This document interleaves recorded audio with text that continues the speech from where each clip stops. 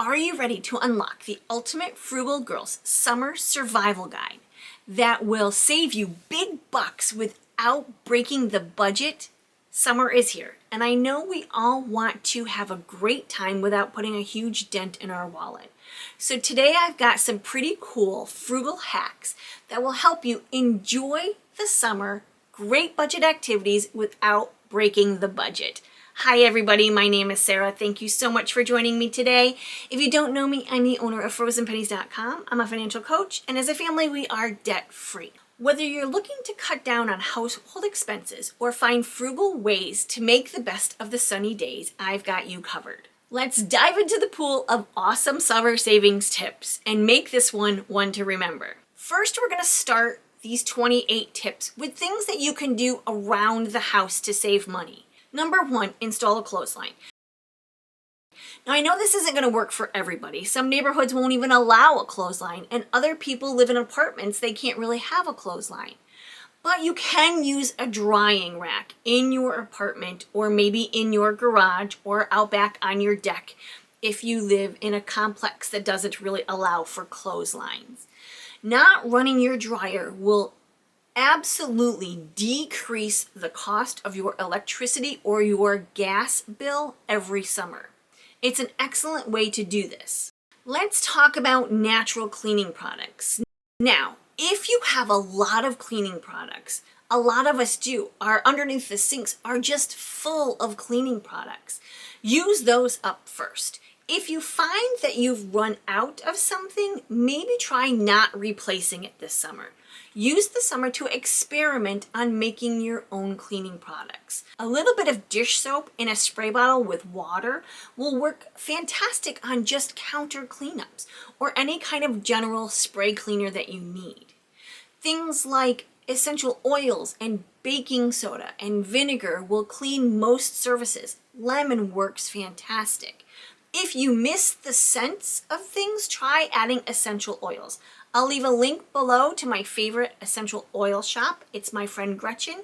She's been an aromatherapist for years, and it's my favorite place to get good quality oils. Number 3, cook outside.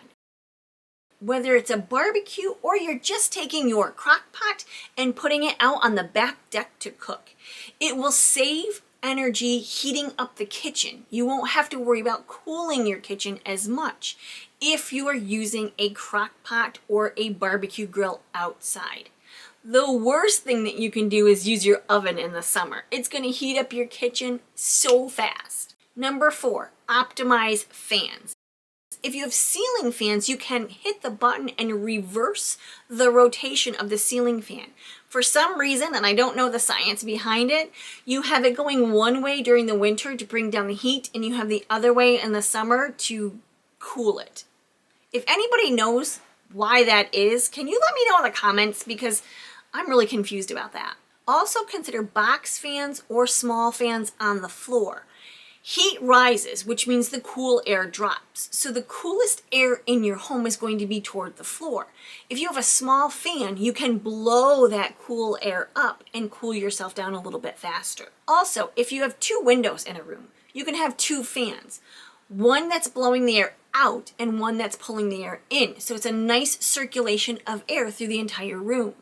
I know that there are some window fans that have 2 blades, and you can actually turn one to blow in and one to blow out. Number 5, use blackout curtains.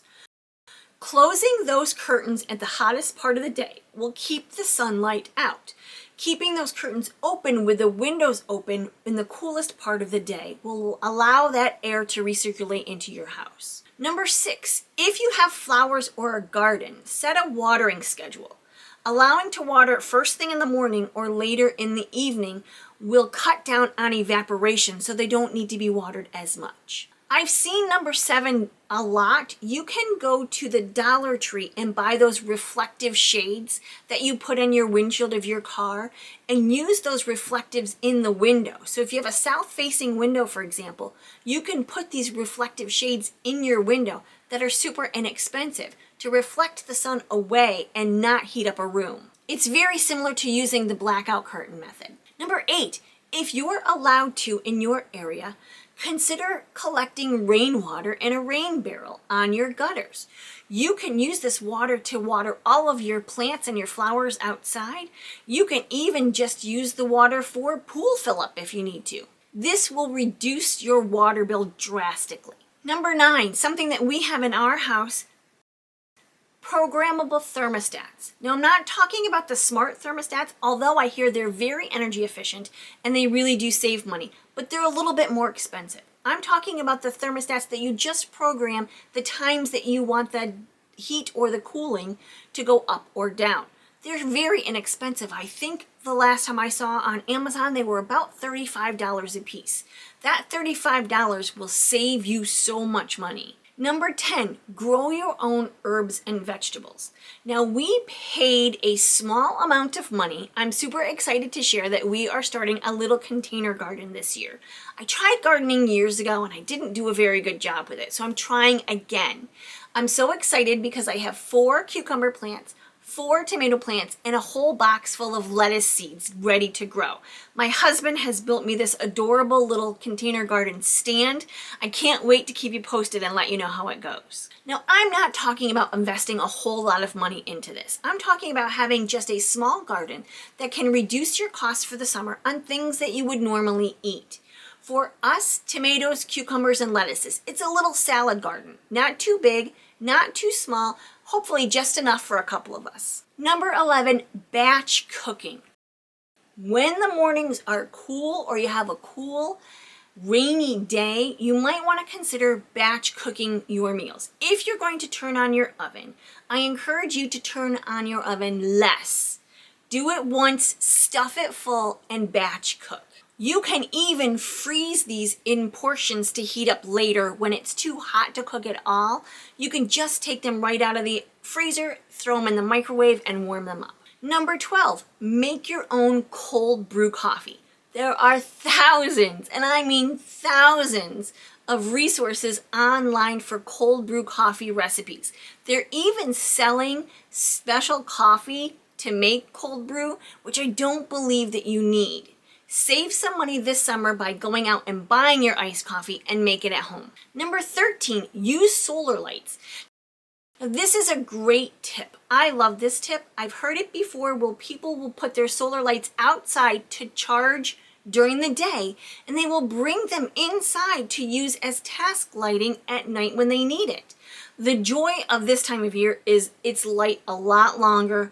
The summer days are a lot longer, so you're not going to need to use your lights as much. But if you do use the solar lights, you can cut that down even more. Solar lights are great too when we're entertaining outside because most of us are spending more time outside, especially in the evenings when it starts to get cool. Using those cheap solar lights from the Dollar Tree or Walmart will be able to light up your backyard beautifully for summertime entertaining or just gazing at the stars. Number 14, go through your house and seal all of the cracks and crevices that you might find are leaks from outside. Now, if you live in an area where you need air conditioning to run a lot because it's super hot, then you want to make sure that the outside heat is not seeping in through those cracks. It's very inexpensive to grab a tube of caulking and go around to make sure all of those cracks and crevices are sealed so they're not leaking in that hot weather, causing your air conditioner to work even harder. And number 15, unplug unused appliances.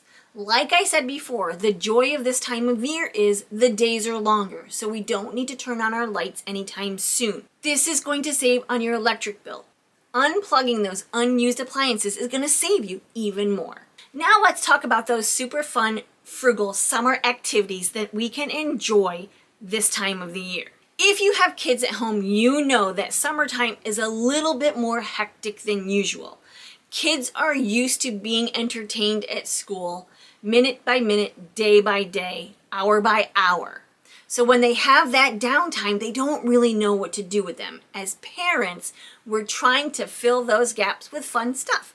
We want to make memories, right? Same thing goes with my grandchildren. If I have my grandchildren for the day in the summer, I want to make sure that we're doing fun things. How about an outdoor movie night?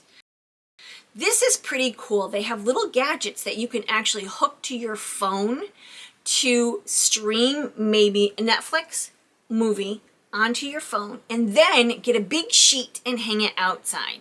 It's a bit of a small investment at first, but the payoff is that you can have outdoor movie night all the time. Number 17, find a new park and bring a lunch. Have a picnic.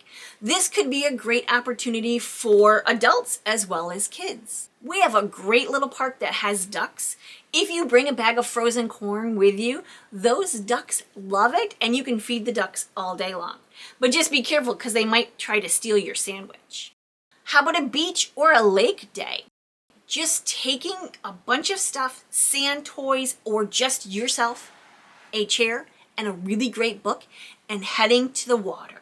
We have a fantastic little river and we have a nice little beach here in town that we can use.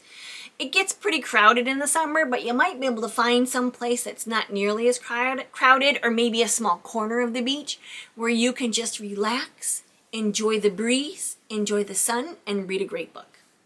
Number 19, hiking or just a good trail walk. I know for us in this area that we live in the Adirondack Mountains, there are plethora of trails and hiking paths that you can go on. Even in the bigger cities that we have great parks that you can go on. It's not necessarily a hike because they're paved or flat or not nearly hilly like a good hike might be, but it's a perfect opportunity to get out and do some exercise and enjoy the summer. Free of charge. Number 20, bike rides. If you don't have a bike, you can rent, but sometimes those could be expensive. What about checking out, say, Facebook Marketplace for a couple of used bikes that you can clean up and get ready to ride? Summertime around here is the perfect opportunity to ride bikes. Now, if you're up into the midlife era like I am, you might want to consider finding a good deal, maybe a good sale on an e-bike. You can probably find those on Marketplace too. Number 21 is probably one of my most favorite activities to do in the summer. Find free music and plays in parks. All over the place in my area, we have got free concerts and free plays all summer long. One of my very favorites is about mid-August in the park. They have Shakespeare. So 4 nights, 4 days, they will put on a play, a Shakespearean play in the park. It's free of charge. They pass the hat at the end. We bring our picnic baskets, maybe a little wine, maybe a little cheese, and have a super romantic experience watching Shakespeare. I watch Shakespeare, my husband watches People, and have a nice romantic date. The other town that we live close to, it's about 30 minutes away. Every Thursday night they have this big bandstand and they have free concerts in the park. You can grab a cup of coffee, maybe bring some dinner, and listen to some good music. 22, farmers markets. Farmers markets are a nice way to browse through and see if you can find some good deals. Now I know some farmers markets, like mine for example, are a little pricey. However, you can have a set budget. Take $10, try something new. Maybe you'll find a different vegetable that you've never had before you'd like to try. Support your local farmers and try out a farmer's market. This is a new idea, a photography walk. Go out for a nice walk with your phone, or if you're old school, with a camera, for the sole purpose of taking photographs.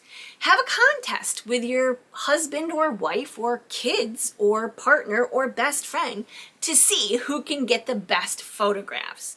Go for a walk, maybe a nature hike, maybe through a city, maybe a busy section, and see who can capture the best photography. Number 24, good old-fashioned potluck dinners. Now we love to do this in the summertime because we can dine al fresco outside in a backyard on the deck. If you don't have the room or you don't have a backyard or a patio or a deck, invite some friends over and have them bring a dish. It might be a super fun idea to have a theme night, and it's a nice time to catch up with friends. Number 25, how about local festivals or art shows? In our area, we have a show every June that's an arts and crafts festival. It allows the creative people in the area to showcase their arts and crafts. Some paintings are beautiful. Sometimes it's a little expensive, but you have regular smaller crafts as well. It's just nice to get out and go through and walk around and just see what everybody's doing and to support local artists. They also, on the same day, have a huge strawberry shortcake festival that you can go across the street to the church and have strawberry shortcake. It's delicious. And it doesn't have to cost you a whole bunch of money. Many bigger towns and bigger cities offer exercise or yoga classes in the parks in the morning. Check out your local Facebook group to see if they have anything going on. It's a nice way to get a little bit of calming, stretching exercise, maybe meet some new people, and just be outside in the sun for a little bit of money. I mentioned this earlier. How about just a little stargazing? Maybe take a blanket to a park or your backyard, look up at the sky, have a nice conversation with your bestie or your husband or wife or even your kids, and see if you can point out all of those constellations. I believe if you look through your apps on your phone, you can actually find some apps to help you with those. And lastly, number 28. Now, I have to say, I am not a big fan of fishing, but my dad loved to fish. He was the best fisherman. I mean, him and my stepmom would go all over the place fishing. They loved to fish. I can tell you a quick story. My son, he was about 6 years old, 5 or 6 years old, and we all went fishing. Now, I brought a book. I did not fish. But him and my dad had a bet. My dad said, for every fish that you catch, I will give you $1. So my son ended up catching 6 or 7 fish. I have the cutest picture. If I can find it, I'll share it with you. But he was explaining to my dad, now I had 7 fish. That means at $1 a fish, you have to pay me $7. It was adorable. It was such a great memory that I have of my dad. Growing up, my stepdad and my stepsister loved to fish. I would go with them, but I would bring a book. You have to have a fishing license in most places. Now, sometimes they have free fishing days in my area where you can go and fish without a license.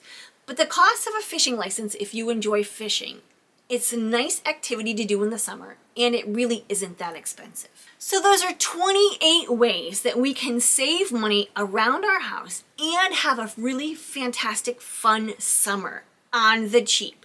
If you have any other ideas of ways to save or things that you like to do in the summer that don't cost a lot of money, please share them in the comments below. I would love to get some new ideas. Thank you so much for watching, everybody. I truly appreciate you. Have a great day. Bye-bye.